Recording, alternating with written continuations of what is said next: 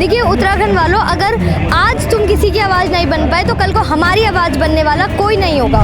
CBI जांच की मैंने कही पहले, तो हमें सीबीआई जांच पर बिल्कुल भी भरोसा नहीं है। वीआईपी हो या कोई कितना भी ताकतवर आदमी हो, वो बचेगा नहीं। इस मामले में एफआईआर अनिल प्रकाश जोशी ने दर्ज की है, जिसका इस मामले से कोई लोकस स्टैंड ही नहीं है। मेरी मांग थी और जनता की मांग थी कि सीबीआई की जांच हो।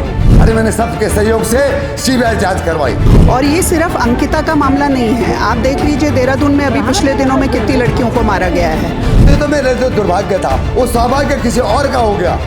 राजधानी देहरादून में आज जहां एक तरफ अंकिता भंडारी मामले में न्याय की मांग को लेकर परेड ग्राउंड में महापंचायत आयोजित की गई थी, वहीं दूसरी ओर स्वामी दर्शन भारती ने प्रेस कॉन्फ्रेंस कर राजनीतिक पार्टियों पर अंकिता भंडारी मामले में राजनीति करने का आरोप लगाया है। अंकिता भंडारी हत्याकांड को लेकर के बहुत वर्ष बीत चुके हैं, लेकिन संघर्ष अभी जारी है और अभी तक अंकिता भंडारी को न्याय नहीं मिला है। नमस्कार, मैं हूं आपके साथ शबनम और आप देख रहे हैं तीतर। अभी हम मौजूद हैं राजधानी के परेड ग्राउंड पर, जहां पर अंकिता भंडारी न्याय को लेकर के महापंचायत का आयोजन किया गया है, जहां पर आज उसके माता पिता भी न्याय की गुहार के लिए इस महापंचायत में शामिल होने जा रहे हैं। आइए जानते हैं कि क्या कुछ अन्य मांगों को लेकर के यहाँ पर महापंचायत की जा रही है।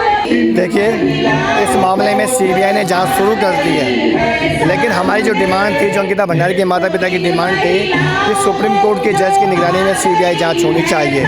एक तो हमारी ये मांग है। दूसरी मांग ये है कि इस मामले में एफआईआर अनिल प्रकाश जोशी ने दर्ज की है, जिसका इस मामले से कोई लोकस स्टैंड ही नहीं है। न उनके रिश्तेदार हैं वो, न उनके कोई परिचित है, न कोई इनका मुद्दे सरोकार है। कहीं ना कहीं संदेह पैदा हो रहा है कि उन्होंने एफआईआर दर्ज क्यों की। इस जांच को भटकाने के लिए उनके द्वारा एफआईआर दर्ज की गई है, ये भी बात सामने आ रही है। और इस पूरे मामले में चूँकि दो लोगों के नाम सामने आए, दुष्यंत कुमार गौतम, अजय कुमार, इन दोनों को भी जांच के दायरे में शामिल किया जाए, ये मांग मुख्य तौर पर हम उठा रहे हैं। और जिन लोगों ने सबूत मिटाए, जिन लोगों ने जांच को प्रभावित किया, वो सारे सीबीआई जांच के दायरे में होने चाहिए।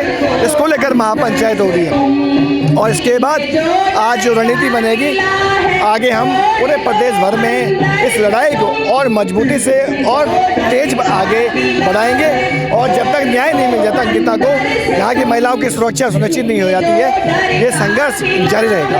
वीआईपी चाहे कोई भी हो, चाहे कितने कदावर हो, वो नहीं छूटनी चाहिए, ये हमारी मुख्य मांग है। इसीलिए महापंचायत हो रही है। आप देखेंगे जब जब लोगों ने सड़कों पर संघर्ष किया, आंदोलन किया, और पहली बार देश के इतिहास में हुआ कि अंकिता भंडारी मामले में कोटद्वार कोर्ट में अंदर सुनवाई चल रही थी, बहस चल रही थी और बाहर लोग सड़कों पे आंदोलन कर रहे थे। क्या नाम है आपका? भव्य बहुगुणा। भव्या, तो बताइए कौन सी क्लास में आप पढ़ते हैं? मैं 8th क्लास में हूँ अभी। कितनी उम्र होगी आपकी? 13 वर्ष। आपकी 13 वर्ष उम्र है। अच्छा, आज आप इस महापंचायत में आए हुए हैं अंकिता भंडारी हत्याकांड के मामले में, तो आप क्या कहना चाहते हैं? देखिए, हूँ तो मैं बहुत छोटी पर बहुत बड़ी बात करने जा रही हूँ, और करी भी क्यों ना, क्योंकि ये हमारे कल की और हमारे भविष्य की बात है। बहन अंकिता भंडारी, जिन्हें पिछले 4 सालों से न्याय नहीं मिल रहा है। देखिए उत्तराखंड वालों, अगर आज तुम किसी की आवाज़ नहीं बन पाए तो कल को हमारी आवाज़ बनने वाला कोई नहीं होगा। कब तक उनके माँ बाप सड़कों पर भटकेंगे? कब तक उनके माँ बाप क्या इसी आस में वो बैठे रहेंगे कि हमें हमारी बेटी को न्याय मिलेगा, हमारी बेटी को न्याय मिलेगा? देखिए उत्तराखंड वालों, ये समझिए कि सबको अपना समझिए, अपनी बहन अंकिता भंडारी को अपनी बेटी समझिए, और ये समझिए कि हमें भी उनके लिए जो उनका न्याय है उसके लिए हम चाहते हैं कि उन्हें न्याय मिले जी। और देखिए, हम ये कहना चाहते हैं कि बहन अंकिता भंडारी, यूँ तो इसे देवभूमि कहा जाता है, लेकिन पिछले, जैसे आपने सुना ही होगा कि पिछले 5 दिनों में यहाँ पे 3 मर्डर हो चुके हैं, और वो भी लड़कियों के ही हैं। तो क्यों हर समय लड़की को ही क्यों जो पॉइंट आउट किया जा रहा है? क्यों हमेशा एक लड़की की ही जान जा रही है? पहले अंकिता भंडारी, फिर जो गुंजन हत्याकांड।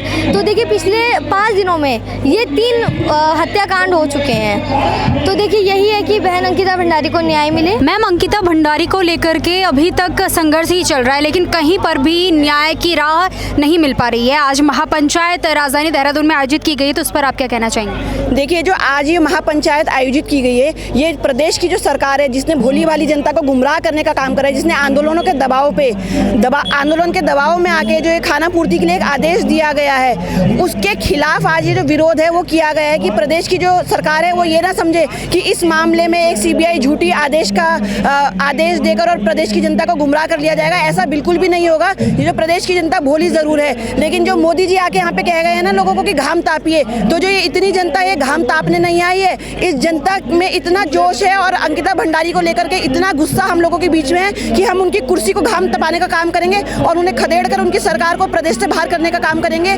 जिस तरीके से प्रदेश में महिलाओं की सुरक्षा को लेकर के जो माहौल बनाया गया है, पिछले 5 दिनों में 3 मर्डर हुए हैं, तो जो कानून की अव्यवस्था है, जो सरकार की विफलता है, उसको देखते हुए प्रदेश में राष्ट्रपति शासन लागू होना चाहिए और जो मुख्यमंत्री है उनको नैतिकता के आधार पर अपनी इस्तीफा दे देना चाहिए। जो सीबीआई जांच है वो सुप्रीम कोर्ट के जज के निगरानी में हमने करने की जो मांग करी थी वो की गई थी और उसके माता पिता के रिपोर्ट के आधार पर करी गई थी, तो दोनों ही बातें पूरी नहीं हो गई है। ये एक गुमराह करने वाला जो उन्होंने आदेश दिया किसी और की रिपोर्ट पर, अनिल जोशी जी जिनका पूरे इस आंदोलन में पूरे प्रकरण में कहीं कोई भूमिका नहीं थी, उनकी रिपोर्ट पर क्यों ये आदेश दिया गया, ये खुद में एक संदिग्ध करने वाला सवाल है। और उनके माता पिता को इसमें कहीं इन्वॉल्व नहीं किया गया। जो मेन पार्टी है उसके पेरेंट्स को होना चाहिए। तो सबसे ज़्यादा दुख है, जो सबसे ज़्यादा क्षति अगर इस पूरी प्रकरण में किसी को हुई है तो उनके माता पिता की, उन्होंने अपनी बच्ची खोई है, तो उस पर होनी चाहिए थी। तो इसके विरोध में आज ये महापंचायत है कि अगर जल्द ही प्रदेश सरकार ने अपनी नैतिकता और जिम्मेदारी समझते हुए जो सही कदम है वो नहीं उठाए हैं, तो हम बिल्कुल विरोध करेंगे और सड़कों पर फिर दोबारा जन आंदोलन होंगे, जिसकी पूर्णतः जिम्मेदारी प्रदेश की सरकार की होगी।